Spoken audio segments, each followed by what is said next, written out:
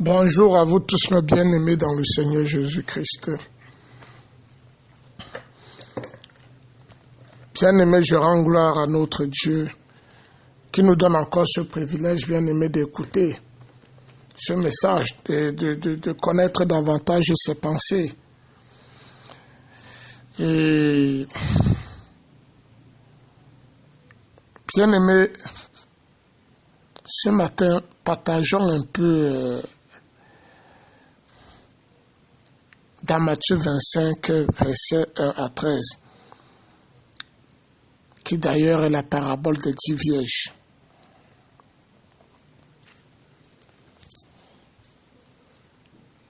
Oui, la parabole des 10 vierges qui nous montre, bien aimé, l'attente de notre Seigneur.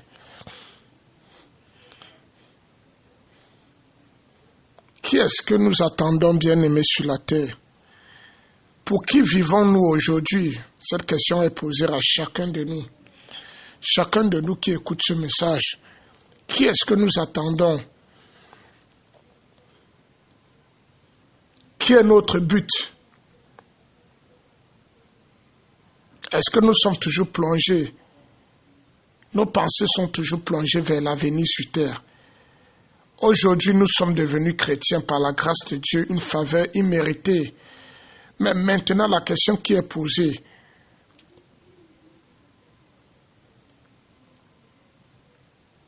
est-ce que nous sommes dans l'attente véritable donc de ce Seigneur qui a dit, qui nous a dit qu'il allait préparer des places et qu'il reviendra nous chercher? Est-ce que nous sommes véritablement à l'attente? Bien-aimés, tournons-nous un peu dans ces versets, dans ce chapitre de Matthieu, cette parabole de Matthieu 25, versets 1 à 13, les 10 vierges. Ces versets nous présentent le Seigneur sous l'aspect d'un époux qui vient.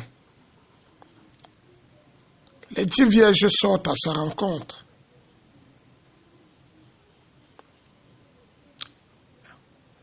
Elles ne forment en apparence qu'une troupe des mêmes personnes.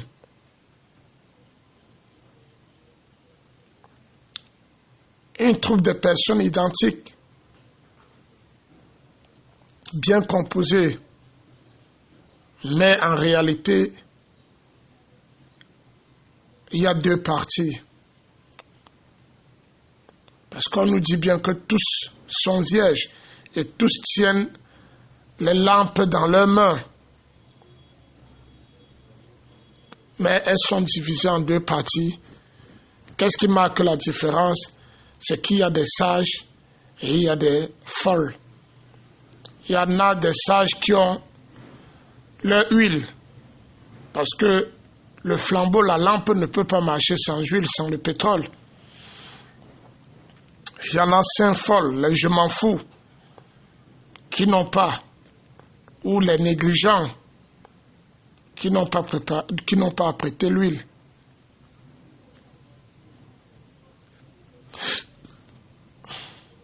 Donc, bien aimés, en réalité, nous voyons deux parties avec des caractères moraux entièrement bien opposés. 5 d'entre elles, vraiment prudentes, 5 folles, et 5 vierges sortent. Elles sortent. Dans cet acte, il n'est pas proprement, bien aimé, question de sa venue pour nous prendre auprès de lui, mais de notre responsabilité.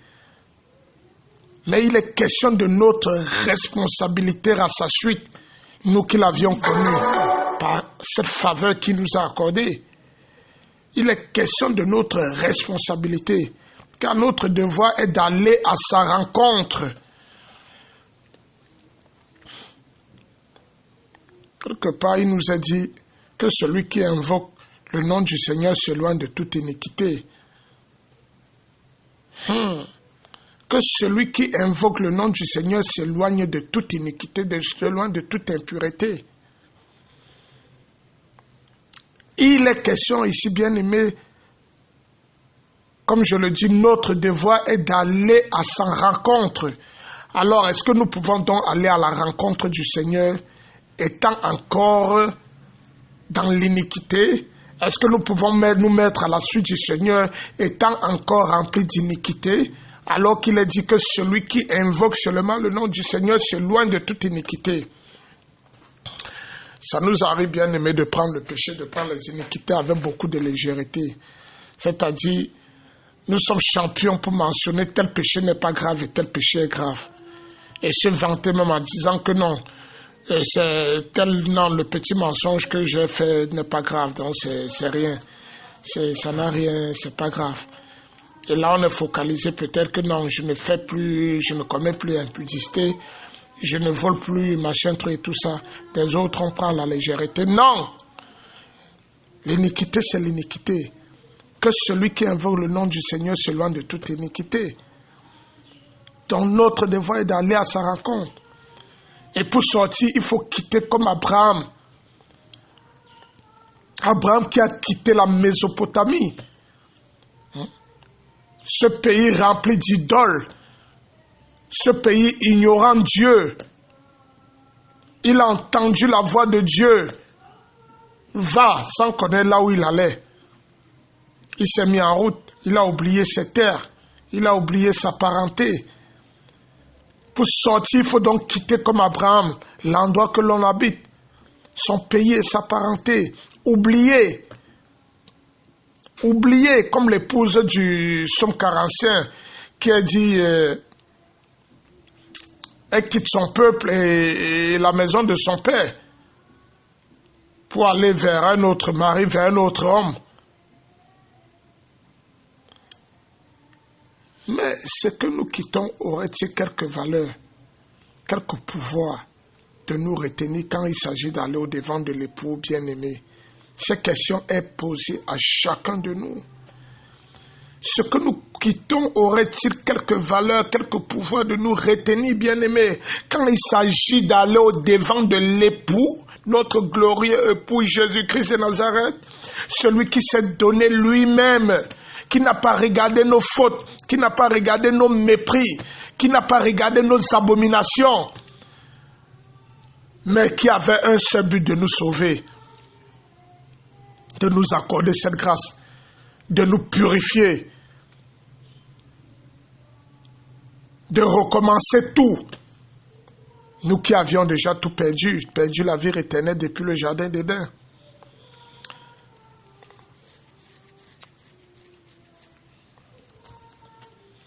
Les vieilles sont appelées à former son cortège quand il entrera aux noces.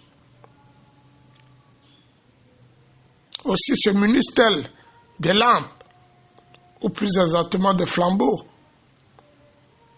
comme nous parle Jean 18, verset 3. Ces lampes qui doivent être alimentées d'huile.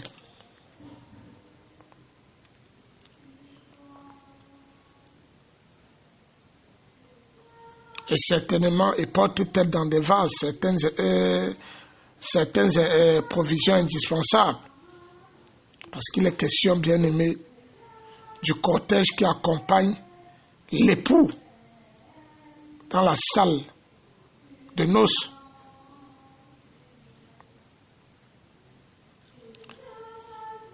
À quoi donc servirait en effet un cortège de nuit sans lampe, bien aimé?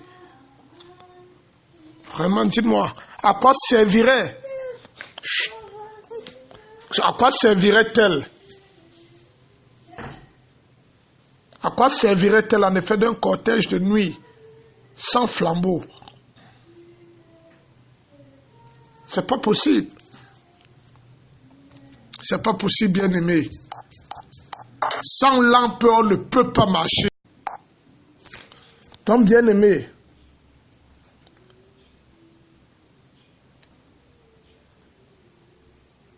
le cortège ne peut pas marcher dans le noir sans la lumière. C'est pas possible. C'est pas possible. C'est pas possible.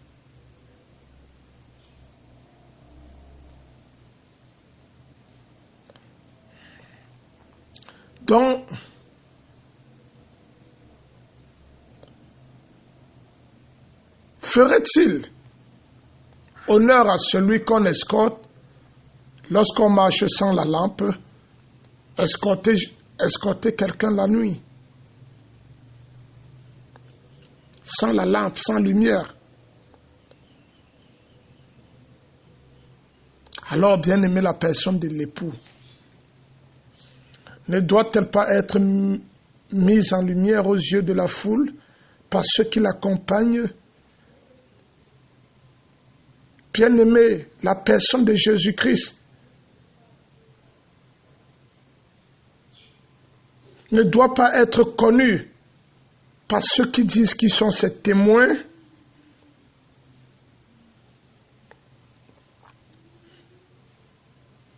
les vierges folles, en prenant leur lampe, avaient oublié de se munir d'huile. Et personne n'en serait douté jusqu'à l'heure même de la formation du cortège. Au moment de les allumer, leur lampe pouvait même donner un semblant de lumière, certainement. Car on les entend dire aux sages, aux prudentes, « Donnez-nous de votre huile, car nos lampes s'éteignent. » Ça veut dire que leur lampe pouvait faire un semblant de lumière. Mais cette lumière ne pouvait durer que le temps de consumer la mèche de leur flambeau. Pour ceux qui connaissent très bien les lampes, comment les lampes s'alimentent. Donc cette lumière ne pouvait durer que le temps de consumer la mèche de leur flambeau. Bien aimé, ce récit nous présente une grande vérité. C'est que si la profession chrétienne appartient à tous,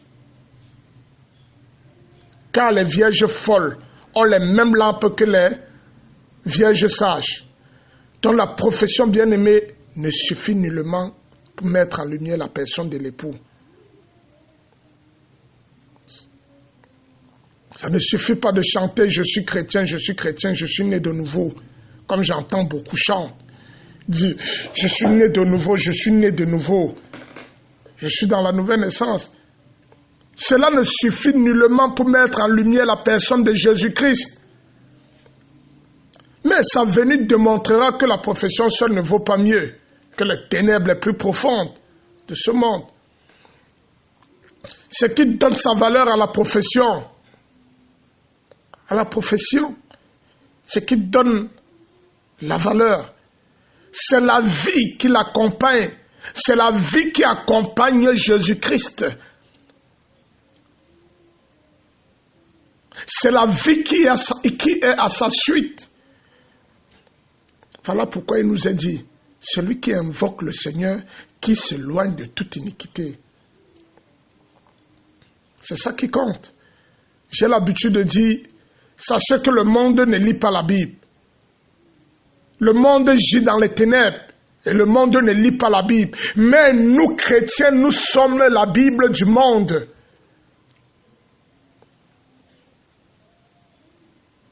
C'est pourquoi nous ne pouvons pas escorter le Seigneur sans la lampe. Voilà pourquoi cette parabole est bien prise par deux groupes de personnes. Tous portent la lampe. Toutes ces personnes portent les lampes. Mais nous avons une différence. D'autres sont sages et d'autres sont folles. Donc, c'est-à-dire, tous professent être chrétiens. Tous sont chrétiens.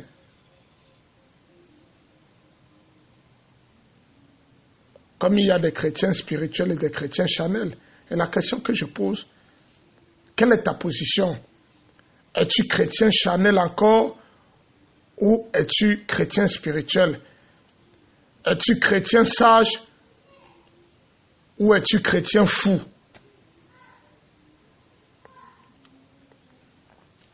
Parce que la profession ne suffit nullement pour mettre en lumière la personne de Jésus-Christ.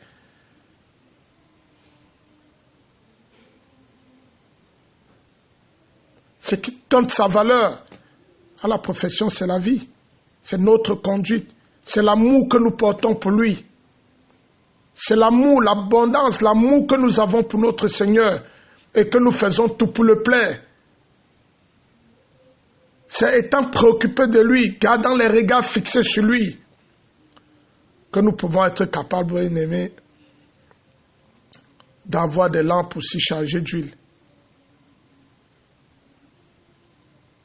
C'est la vie qui l'accompagne. L'huile est ordinairement dans la parole, bien aimé, l'emblème du Saint-Esprit. Et l'esprit et la vie sont inséparables l'un de l'autre.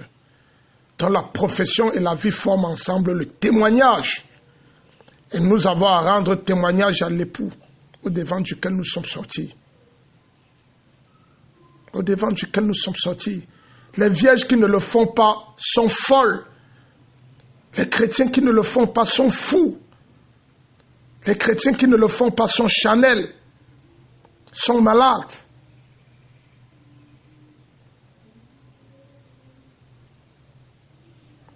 Funeste pensée, bien-aimée. Folie ainsi, en effet, que de s'imaginer pouvoir escorter le Seigneur Jésus-Christ au jour des noces avec des apparences et sans la réalité du témoignage. Ce n'est pas possible. Ce n'est pas possible. Je dis bien funeste pensée. Comme beaucoup pensent aujourd'hui, je dis bien funeste pensée.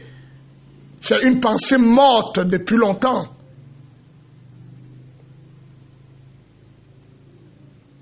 Ce n'est pas possible.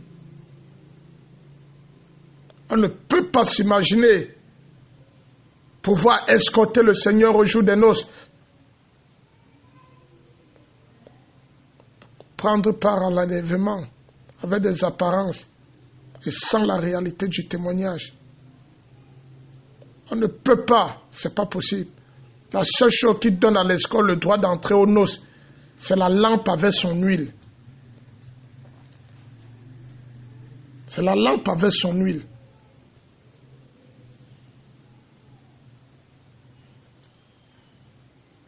Et la lampe, bien-aimée, ne peut s'éteindre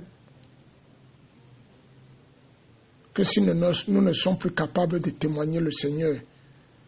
Si nous sommes encore remplis d'iniquité, si nous nous plaisons, si nous commettons encore d'iniquité. Cette parabole, en fait, constate encore un fait affligeant. On dit comme l'époux tardait.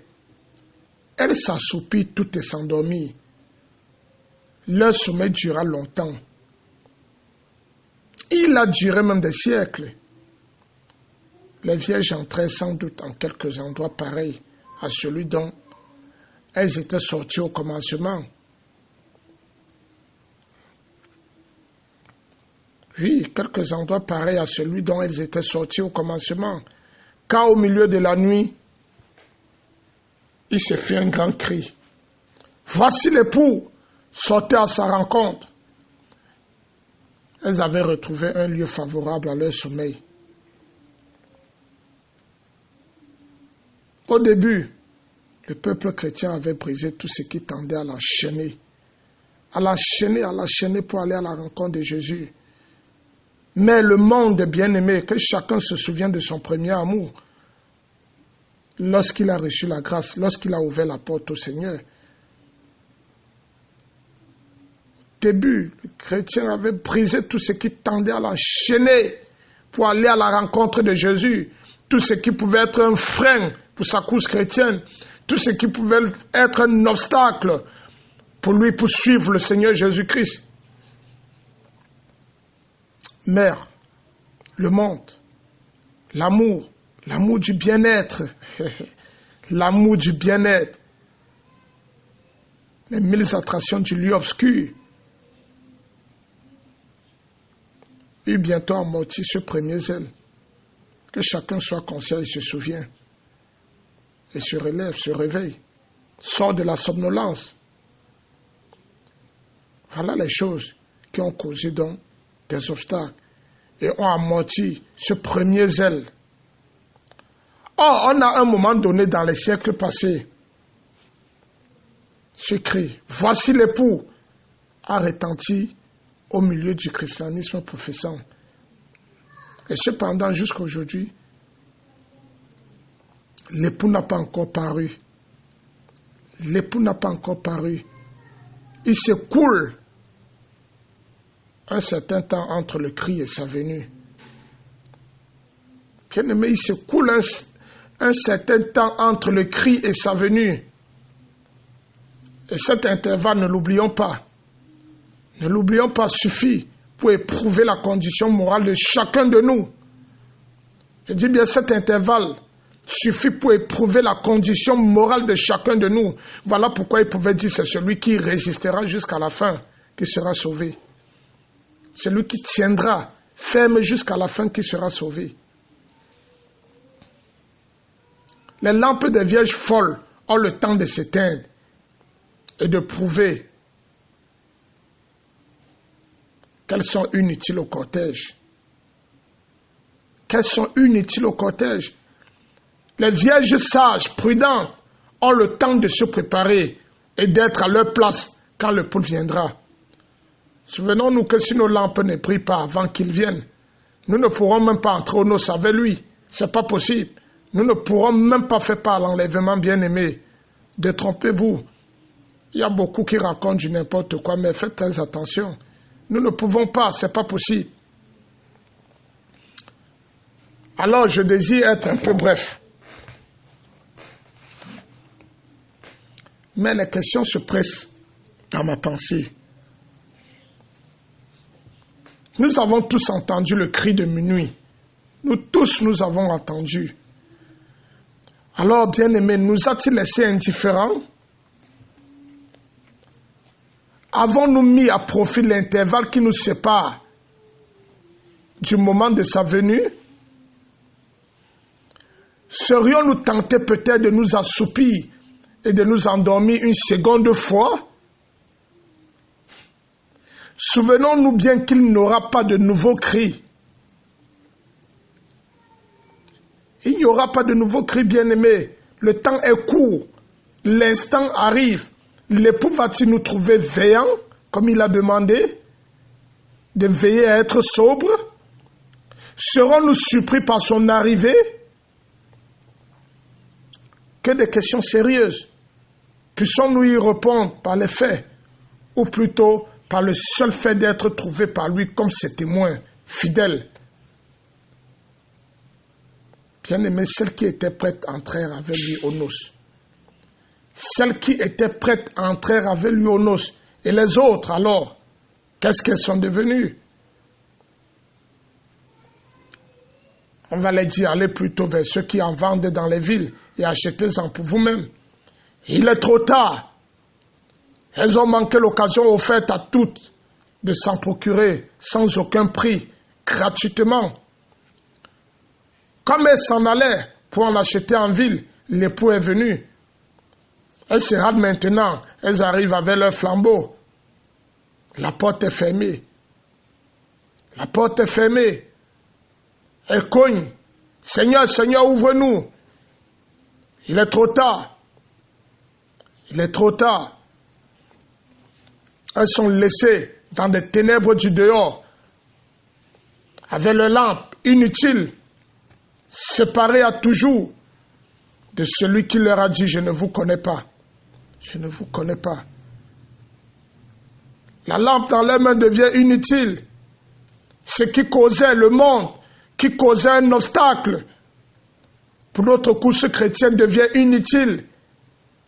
L'argent, le travail, ton mari, tout ce qui causait, qui pouvait être la cause de ton échec, deviendra inutile pendant ce moment. Cela sera inutile. Et là, nous serons à toujours séparés de celui qui a dit « Je ne vous connais pas ». Donc, bien-aimés, veillons donc. Veillons donc et soyons vraiment sobres, car nous ne savons ni le jour ni l'heure. Car nous ne savons ni le jour ni l'heure. Car nous ne savons ni le jour ni l'heure. Que le Seigneur ouvre vos cœurs. Que le Seigneur dispose vos cœurs.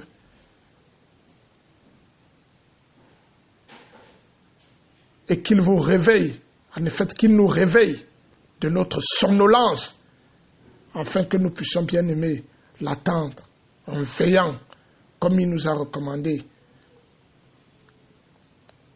Quand il nous dit de veiller et d'être sobre, je considère ça toujours comme un ordre de notre Seigneur, parce que c'est sa parole, c'est ce qu'il nous a demandé de faire.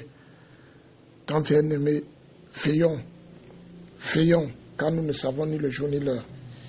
Que le Seigneur vous bénisse abondamment et qu'il nous accorde toujours ce privilège, bien-aimé, d'écouter ces messages, ces paroles qui nous conduiront toujours à la rectification de nos vies, de nos conduites. Que le Seigneur vous garde. Passez une bonne journée dans la paix de notre Seigneur Jésus-Christ. Amen.